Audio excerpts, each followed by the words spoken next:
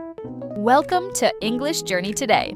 I'm so excited to have you here. Whether you're just starting to learn English or looking to improve your skills, you're in the right place.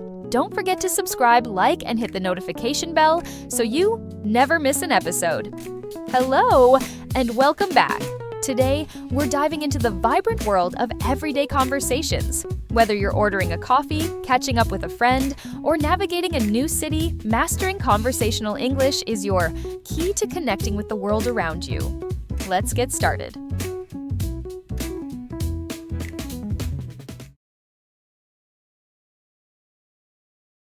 Section 1. Hi, Rob. How's the course going? Oh, hi, Mia. Yeah, great. I can't believe the first term's nearly over. I saw your group's performance last night at the student theatre. It was good. Really? Yeah, but now we have to write a report on the whole thing, an in-depth analysis.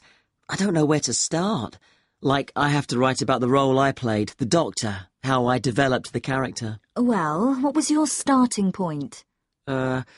My grandfather was a doctor before he retired, and I just based it on him. Okay, but how? Did you talk to him about it? He must have all sorts of stories, but he never says much about his work, even now. He has a sort of authority, though. So, how did you manage to capture that? I'd visualise what he must have been like in the past when he was sitting in his consulting room listening to his patients. Okay, so that's what you explain in your report. Right. Then there's the issue of atmosphere.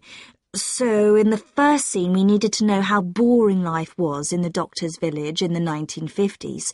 So when the curtain went up on the first scene in the waiting room, there was that long silence before anyone spoke. And then people kept saying the same thing over and over, like, cold, isn't it? Yes, and everyone wore grey and brown and just sat in a row. Yes, all those details of the production. And I have to analyse how I functioned in the group, what I found out about myself. I know I was so frustrated at times when we couldn't agree. Yes. So did one person emerge as the leader? Sophia did. That was okay. She helped us work out exactly what to do for the production, and that made me feel better, I suppose. When you understood what needed doing? Yes. And Sophia did some research too. That was useful in developing our approach. Like what? Well, she found these articles from the 1950s about how relationships between children and their parents, or between the public and people like bank managers or the police, were shifting. Interesting.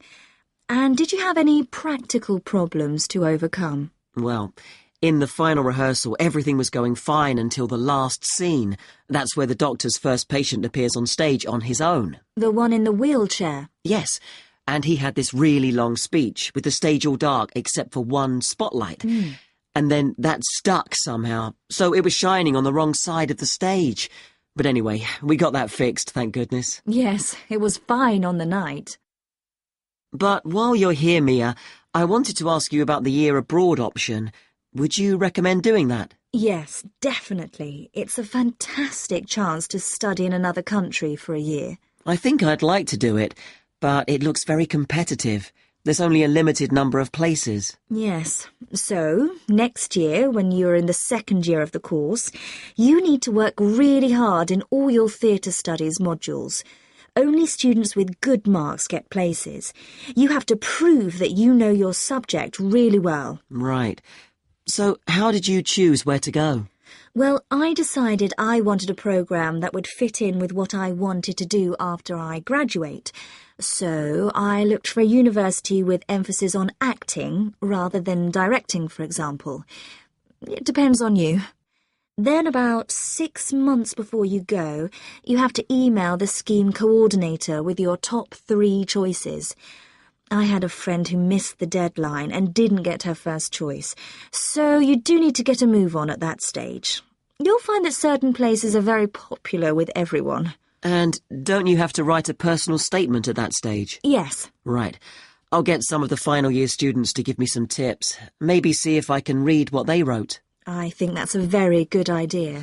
I don't mind showing you what I did. And while you're abroad, don't make the mistake I made. I got so involved I forgot all about making arrangements for when I came back here for the final year. Make sure you stay in touch so they know your choices for the optional modules. You don't want to miss out doing your preferred specialisms. Right. Section 2. Welcome to Manham Port, where 1,000 years of history are brought to life.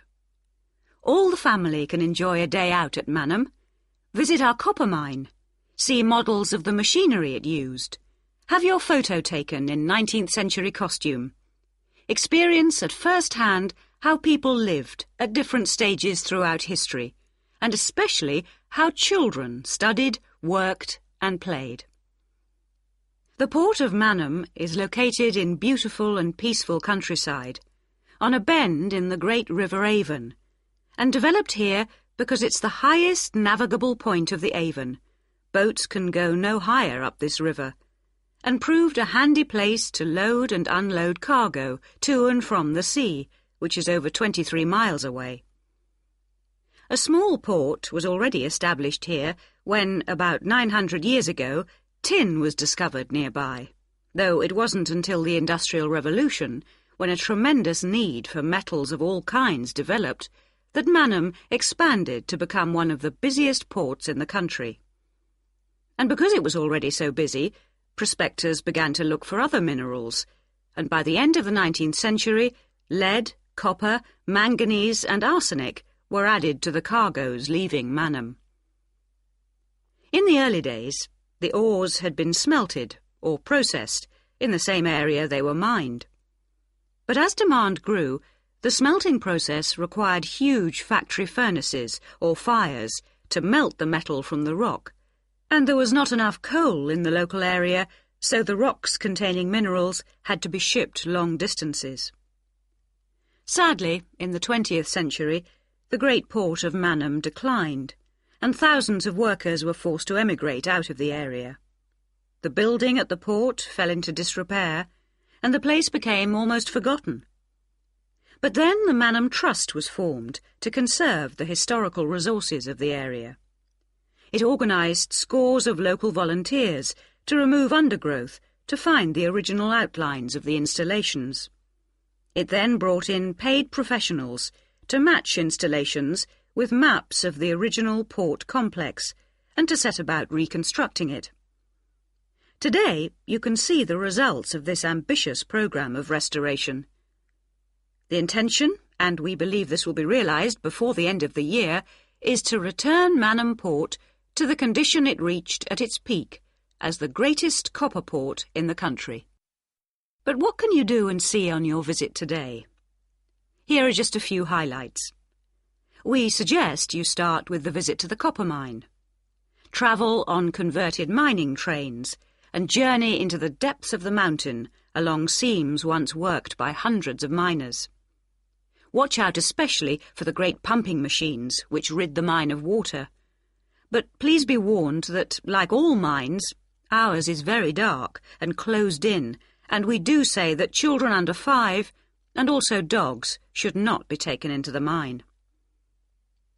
The next recommended visit is to the village school. While looking round the classrooms, take a special look at our display of games, which is one of the largest in the world. And it's recommended that you time your visit to coincide with a guided tour. This will give you the opportunity to ask lots of questions. Near the school is the beautiful old sailing ketch called the George. You're welcome to board the boat and look round the cabins.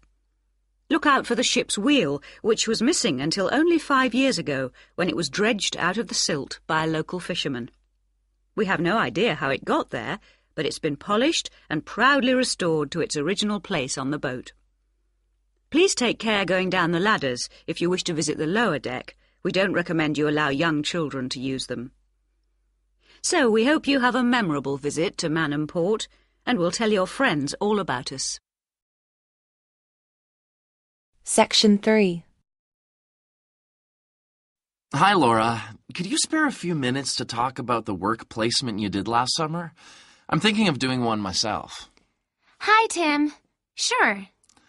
Didn't you do yours at an environmental services company? That's right. It's only a very small company, and they needed someone to produce a company brochure. And I wanted to get some business experience because I'm interested in a career in occupational psychology in a business environment.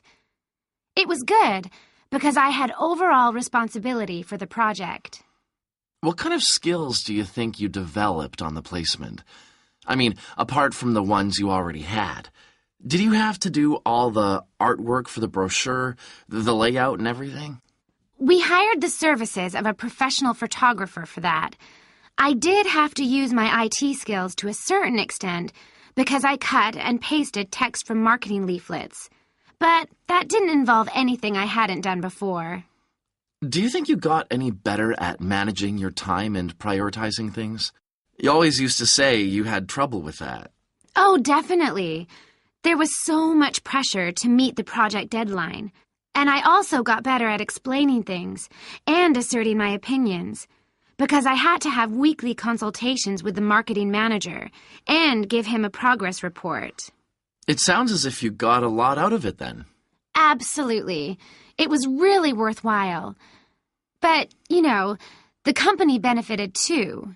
Yes, they must have done. After all, if they'd used a professional advertising agency to produce their brochure instead of doing it in-house, presumably they'd have paid a lot more. Oh, yes. I worked it out.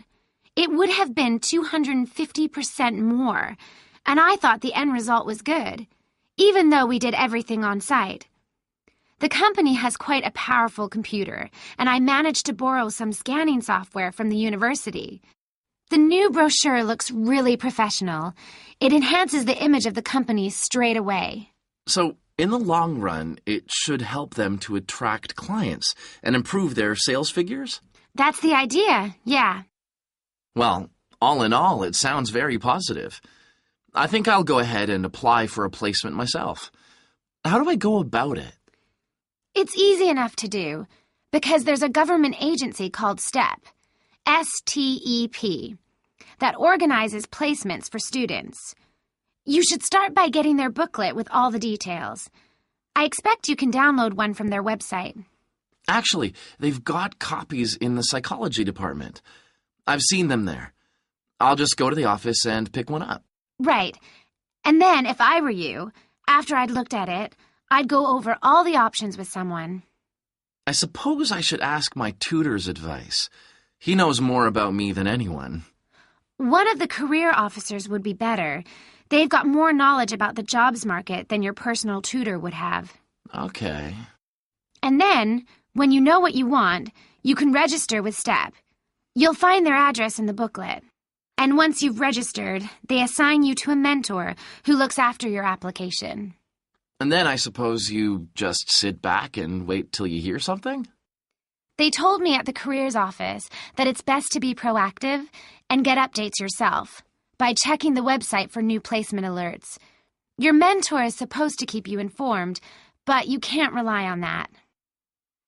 I don't suppose it's a good idea to get in touch with companies directly, is it? Not really. But it is the company who notifies you if they want you to go for an interview. You get a letter of invitation or an email from personnel department. And do I reply directly to them? Yes, you do. STEP only gets involved again once you've been made a job offer. Right. So once you've had an interview, you should let your mentor know what the outcome is? I mean, whether you're offered a job and whether you've decided to accept it? That's right. They'll inform the careers office once a placement has been agreed, so you don't have to do that. Is that all then? More or less. Only once you've accepted an offer, you'll probably have to supply a reference, because the placement will be conditional on that. And that's something you should ask your own tutor to provide. He knows about your academic ability and also about your qualities, like reliability. Well, thanks very much for the information. I'm starting to look forward to... Section 4. Hello? Oh, hello. I wanted to inquire about hiring a room in the village hall. for the evening of September the 1st? Let me just see. Yes, we have both rooms available that evening. There's our main hall, that's got seating for 200 people. Or there's the Charlton room. Sorry? The Charlton room. CHARLTON.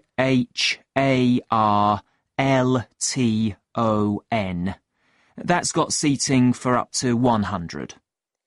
Well, we're organising a dinner to raise money for a charity, and we're hoping for at least 150 people. So, I think we'll go for the main hall. How much would that cost? Let's see. You wanted it for the evening of September the 1st? Yes, that's a Saturday. So, from 6 p.m. to midnight, that'd be £115. That's the weekend price. It's £75 on weekdays. That's all right. And I have to tell you, there's also a deposit of £250, which is returnable, of course, as long as there's no damage. But we do insist that this is paid in cash. We don't take cards for that. You can pay the actual rent of the room however you like, though. Cash, credit card, cheque. Oh, well, I suppose that's okay. So, does the charge include use of tables and chairs and so on? Oh, yes. And what about parking? Yeah, that's all included. The only thing that isn't included is, you said you were organising a dinner? Yeah. Well, you'll have to pay extra for the kitchen if you want to use that. It's £25. It's got very good facilities, good quality cookers and fridges and so on. OK. Well, I suppose that's all right. We can cover the cost in our entry charges. Right, so I'll make a note of that. Now, there are just one or two things you need to think about before the event. For example, you'll have to see about getting a licence if you're planning to have any music during the meal. Oh, really? It's quite straightforward. I'll give you the details later on. And about a week or 10 days before your event, you'll need to contact the caretaker, that's Mr. Evans, to make the arrangements for entry. He'll sort that out with you. And do I give him the payment as well? No, you do that directly with me. Right. Now, is there anything I need to know about what happens during the event? Well, as you'll be aware, of course, the building is no smoking throughout. Of course. Now, are you having a band? Yes. Well, they'll have a lot of equipment, so rather than using the front door, they should park their van round the back and use the stage door there. You can open that from inside, but don't forget to lock it at the end. OK. And talking of bands, I'm sure I don't need to tell you this, but you must make sure that no one fiddles about with the black box by the fire door. That's a system that cuts in when the volume reaches a certain level. It's a legal requirement. Sure. Anyway, we want people to be able to talk to one another, so we don't want anything too loud. Oh, that reminds me. We'll be having speeches. Are there any microphones available? Yep, just let the caretaker know. He'll get those for you. Right, now, when the event is over, we do ask that the premises are left in good condition. So there's a locked cupboard, and you'll be informed of the code you need to open that. It's got all the cleaning equipment, brushes and detergent and so on. Right. So what do we need to do after everyone's gone? Sweep the floors, I suppose? Well, actually, they have to be washed, not just swept. Then you'll be provided with black plastic bags, so all the rubbish must be collected up and left outside the door. Of course. We'll make sure everything's left tidy. Oh, and I forgot to ask. I presume we can have decorations in the room? Yes, but you must take them down afterwards. Sure. And the chairs and tables should be stacked up neatly at the back of the room. I'll make sure I've got a few people to help me. Section 5. Welcome to the Fiddy Working Heritage Farm. This open-air museum gives you the experience of agriculture and rural life in the English countryside at the end of the 19th century.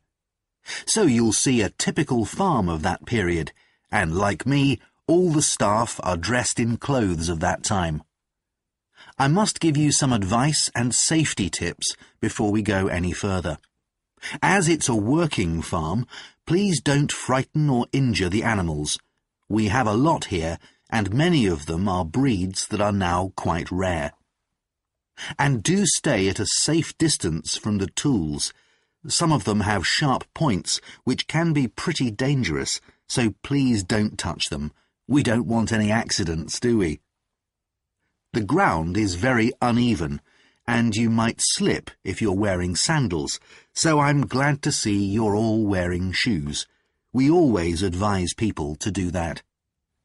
Now, children of all ages are very welcome here, and usually even very young children love the ducks and lambs, so do bring them along next time you come.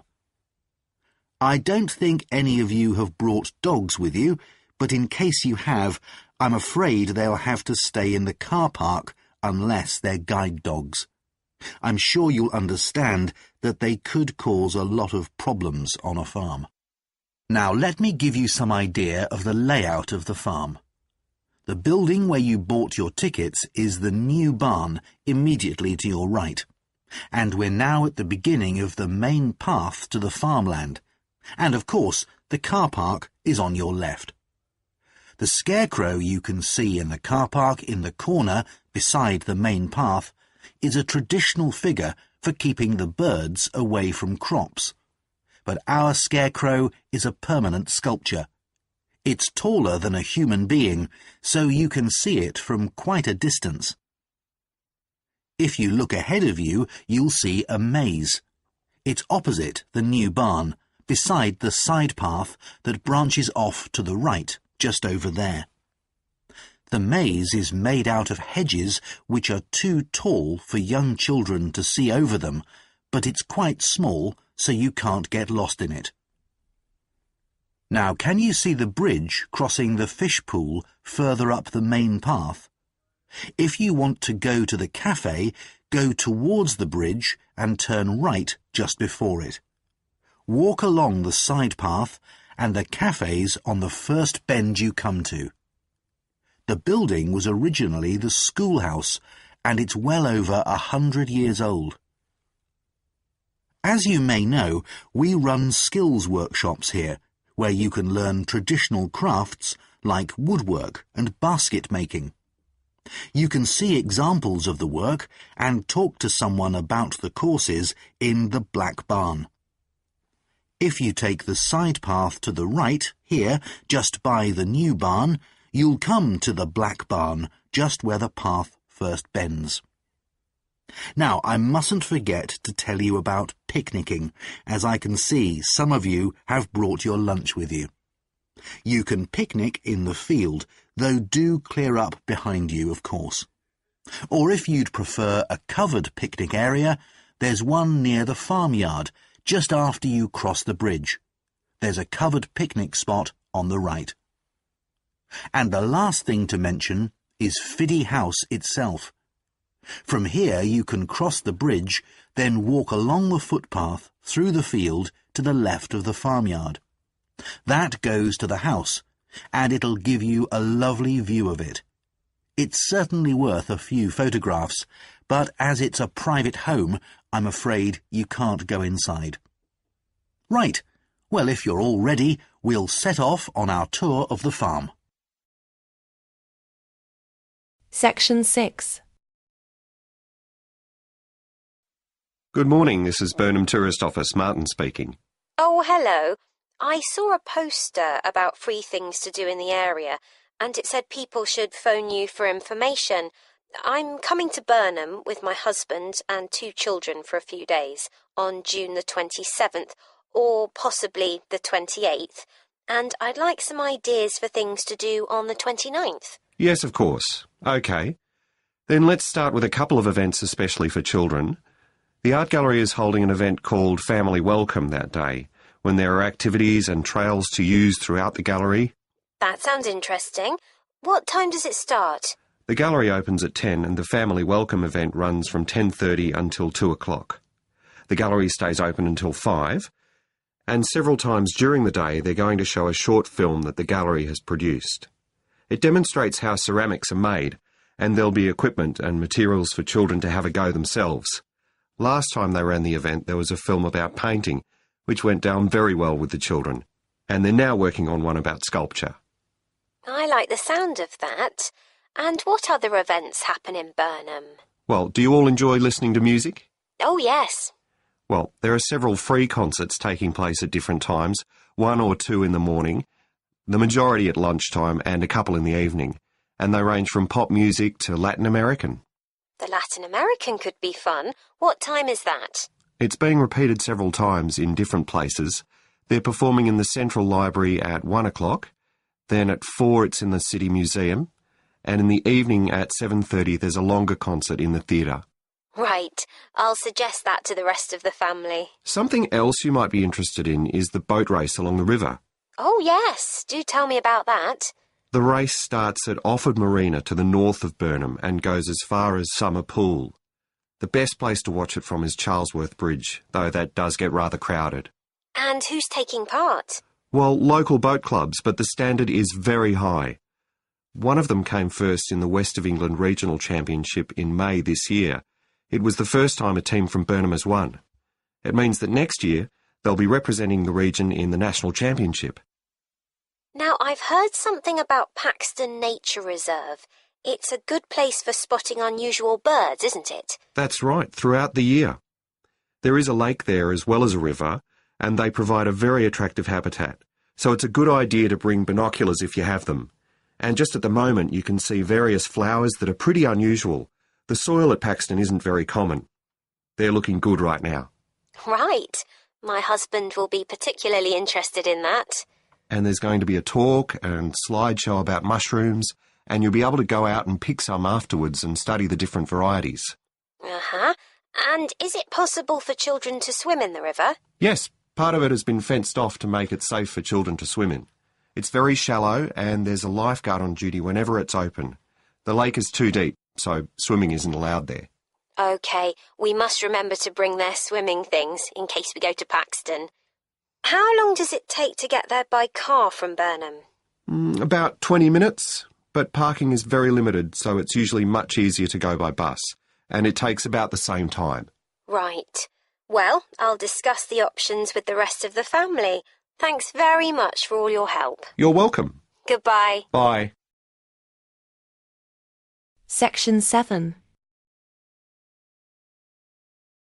OK, Greg. So I finally managed to read the article you mentioned. The one about the study on gender in physics. About the study of college students done by Akira Miyake and his team. Yeah. I was interested that the researchers were actually a mix of psychologists and physicists. That's an unusual combination. Yeah. I got a little confused at first about which students the study was based on. They weren't actually majoring in physics. They were majoring in what's known as the STEM disciplines. That's science, technology, engineering and math. Yes, but they were all doing physics courses as part of their studies. That's correct. So, as I understood it, Miyake and co. started from the fact that women are underrepresented in introductory physics courses at college, and also that, on average, the women who do enroll on these courses perform more poorly than the men. No one really knows why this is the case. Yeah. But what the researchers wanted to find out was basically what they could do about the relatively low level of the women's results. But in order to find a solution, they needed to find out more about the nature of the problem. Right. Now, let's see if I can remember. It was that in the physics class, the female students thought the male students all assumed that women weren't any good at physics. Was that it? and they thought that the men expected them to get poor results in their tests. That's what the women thought, and that made them nervous, so they did get poor results. But actually they were wrong. No one was making any assumptions about the female students at all. Anyway, what Miyake's team did was quite simple, getting the students to do some writing before they went into the physics class. What did they call it? Values affirmation. They had to write an essay focusing on things that were significant to them, not particularly to do with the subject they were studying, but more general things like music or people who mattered to them. Right. So the idea of doing the writing is that this gets the students thinking in a positive way. And putting these thoughts into words can relax them and help them overcome the psychological factors that lead to poor performance. Yeah. But what the researchers in the study hadn't expected was that this one activity raised the women's physics grades from the C to the B range. A huge change. Pity it wasn't to an A, but still. No, but it does suggest that the women were seriously underperforming beforehand in comparison with the men. Yes. Mind you, Miyake's article left out a lot of details, like did the students do the writing just once or several times? And had they been told why they were doing the writing? That might have affected the results. You mean if they know the researchers thought it might help them to improve, then they just try to fulfill that expectation? Exactly. So anyway, I thought for our project we could do a similar study, but investigate whether it really was the writing activity that had that result. OK, so we could ask them to do a writing task about something completely different, something more factual, like a general knowledge topic. Maybe.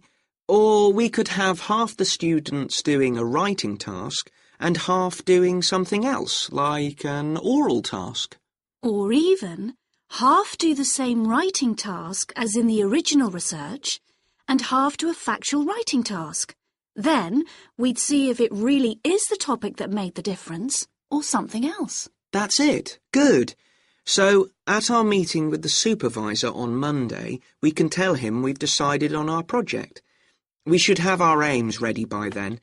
I suppose we need to read the original study. The article's just a summary. And there was another article I read by Smolinski. It was about her research on how women and men perform in mixed teams in class, compared with single-sex teams and on their own. Let me guess. The women were better at teamwork. That's what I expected. But actually, the men and the women got the same results, whether they were working in teams or on their own. But I guess it's not that relevant to us. What worries me, anyway, is how we're going to get everything done in the time. We'll be okay now we know what we're doing. Though I'm not clear how we assess whether the students in our experiment actually make any progress or not. No, we may need some advice on that. The main thing's to make sure we have the right size sample, not too big or too small. That shouldn't be difficult. Right, what do we need to do next? We could have a look at the timetable for the science classes, or perhaps we should just make an appointment to see one of the science professors. That'd be better. Great, and we could even get to observe one of the classes. What for? Well, OK, maybe let's just go with your idea. Right, well, I think that's everything for now.